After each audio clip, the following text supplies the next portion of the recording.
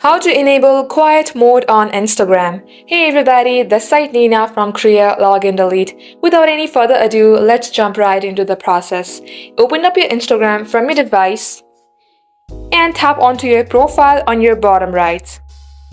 Here again, tap onto three-bar icon on your top right. Tap on Settings and Privacy. Under How you use Instagram, tap on Notifications. And here you will see Quiet Mode on your second option. Go ahead and tap Open it. Just like so, toggle on the button that says Quiet Mode. Now you can start your time of your quiet mode. Tap on Start Time and enter your time. Once done, tap on OK.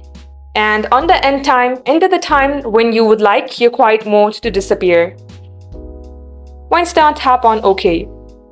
Now go back, and just like so, this is how you enable your quiet mode on Instagram. That wraps up today's tutorial. Thank you all for watching till the end, and do like and subscribe to our channel for more tutorials like this.